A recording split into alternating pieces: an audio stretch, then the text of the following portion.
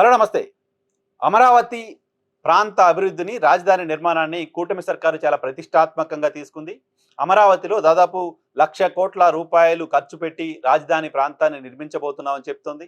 వచ్చే 4 ఏళ్లలో ప్రతి ఏటా 15,000 కోట్ల రూపాయల చొప్పున 60,000 కోట్ల రూపాయలు ఖర్చు పెట్టి రాజధానికి సంబంధించిన మొదటి ఫేజ్‌ని పూర్తి చేస్తామంటూ మంత్రి నారాయణ ప్రకటించారు. ఆ తర్వాత ఆ ఎస్టిమేట్స్ కాస్త దాదాపు 1,00,00,000 కోట్ల వరకు వెళ్తున్నట్లు కనపడింది. ఇప్పటికే దాదాపు 44,000 కోట్ల రూపాయలకు సంబంధించిన పనులకు టెండర్లు పిలిచి అక్కడ పనులు మొదలుపెట్టామంటూ ప్రభుత్వం చెప్తోంది. అమరావతి ప్రాంతాన్ని వచ్చే 3 ఏళ్లలో, 4 ఏళ్లలో మొదటి దశను పూర్తి చేస్తామని చెప్తోంది. రెండో దశకు సంబంధించిన భూసేకరణ, రెండో దశకు సంబంధించిన ఎస్టిమేట్స్, విమానాశ్రయం, అలాగే రైల్వే స్టేషన్ ఇటువంటి వాటికి సంబంధించిన ప్రయత్నాలు కూడా సర్కారు చేస్తూ వస్తోంది. ఈ నేపథ్యంలోనే అక్కడ అభివృద్ధి కార్యక్రమాలు చేయడానికి సంబంధించి ఆంధ్రప్రదేశ్ రాష్ట్ర ప్రభుత్వం దగ్గర నిధులు లేవు కాబట్టి, కేంద్ర ప్రభుత్వం కూడా నిధులు ఇచ్చే పరిస్థితులు లేదు కాబట్టి, కేంద్ర ప్రభుత్వాన్ని నిధులు అడిగే పరిస్థితిలో మనం లేం కాబట్టి, అప్పులు తీసుకొచ్చి అమరావతిని అభివృద్ధి చేయాలని ప్రభుత్వం నిర్ణయం తీసుకుంది. దీనిలో భాగంగా వరల్డ్ బ్యాంక్ నుంచి, ఏషియన్ డెవలప్మెంట్ బ్యాంక్ నుంచి, ఇలా రకరకాల ఇంటర్నేషనల్ బ్యాంక్స్ నుంచి, ఏజెన్సీస్ నుంచి అప్పులు తీసుకురావడానికి సంబంధించిన ప్రయత్నం చేస్తూ వచ్చింది. అటువంటి అప్పులు తీసుకోవడానికి కేంద్ర ప్రభుత్వం కూడా అనుమతించింది ఆంధ్రప్రదేశ్ రాష్ట్ర ప్రభుత్వానికి. ఈ నేపథ్యంలో భారీగా అప్పులు తీసుకొస్తోంది అమరావతి పేరుపైన. అమరావతిలో భవిష్యత్తులో ఏ రకంగా అక్కడ సంపద సృష్టించబోతున్నారు, అక్కడ భూములకు సంబంధించిన విలువేంటి, ఎన్ని భూములు సేకరించారు, ఆ భూములకు సంబంధించిన విలువ వచ్చే కొన్ని నెలల్లో ఏ రకంగా ఉండబోతుంది అనేది చూపించి నిధులు తీసుకొస్తోంది ప్రభుత్వం.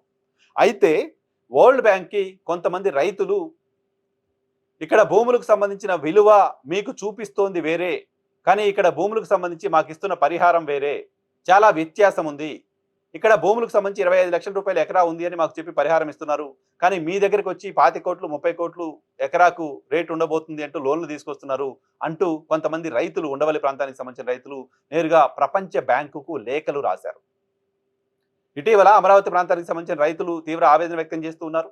2014లో భూసేకరణ చేస్తే ఇప్పటివరకు మాకు ఇంకా పట్టాలు ఇవ్వలేదని, పొజిషన్ చూపించలేదని, రైతులకు స్థలాలు ఇచ్చిన ప్రాంతాల్లో మౌలిక సదుపాయాల కల్పనపైన దృష్టి పెట్టలేదని, అసలు ఆ రైతులకు 12 ఏళ్ల తర్వాత కూడా తమ ప్లాట్ ఎక్కడుందో తెలుసుకోలేని పరిస్థితి ఉంది అని ఇలా చాలా మంది రైతులు మాట్లాడడం చూస్తున్నాం. రెండో విడత భూసేకరణలో మేము భూములు ఇవ్వమంటూ అనేక మంది రైతులు మాట్లాడడం చూస్తున్నాం. కొంతమంది రైతులు ఇటీవల వెళ్ళి వైసీపీ అధినేత జగన్మోహన్ రెడ్డితో సమావేశం కావడం కూడా చూస్తున్నాం. ఈ నేపథ్యంలోనే ఈరోజు ప్రజాశక్తి దినపత్రికలో ఈ కథనం చూశాను నేను.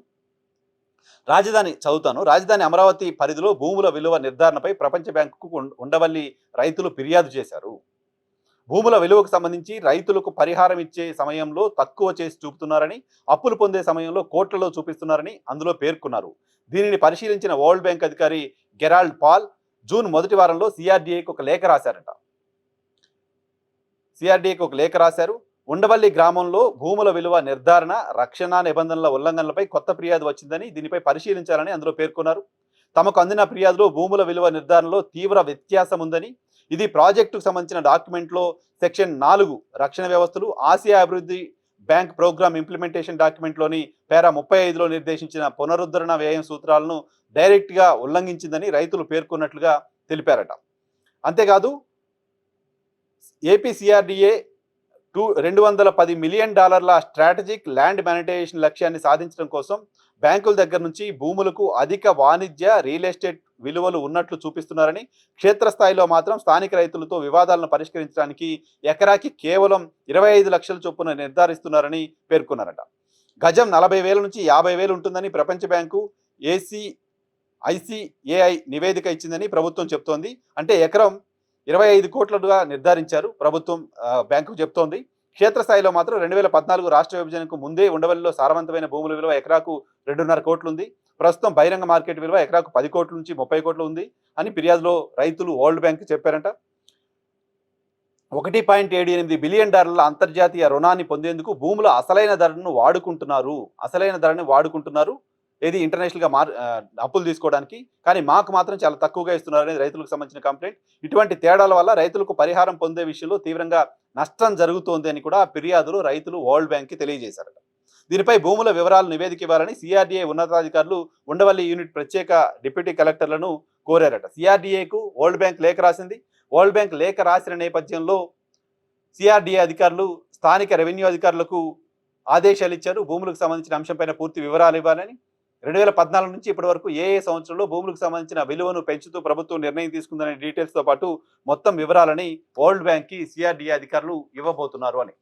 సో దీనిపైన కూడా రాజకీయపరమైన రాద్ధాంతం జరగడానికి సంబంధించిన అవకాశం ఉంది. రాజధానిని అడ్డుకోవడం కోసం లేదా లోన్లు రాకుండా ఉండడం కోసం ఓ పార్టీనో కొంతమంది వ్యక్తులు వరల్డ్ బ్యాంక్ కూడా లేఖలు రాస్తున్నారని ప్రభుత్వం చెప్పవచ్చు కానీ రైతులు రేస్ చేస్తున్న పాయింట్లో న్యాయం ఉందా లేదా ఆన్సర్ చెప్పాల్సిన బాధ్యత ఉంటుంది. కేవలం రాజకీయపరమైన విమర్శలు చేసి తప్పించుకోవడం సరైనదిగా ఉండదు.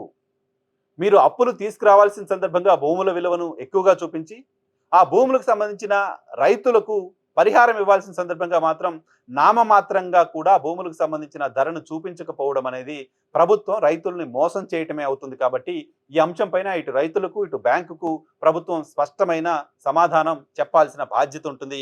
ఈ అంశం పైన పారదర్శకతను కూడా ప్రభుత్వం పాటించాల్సిన అవసరం ఖచ్చితంగా కనపడుతోంది.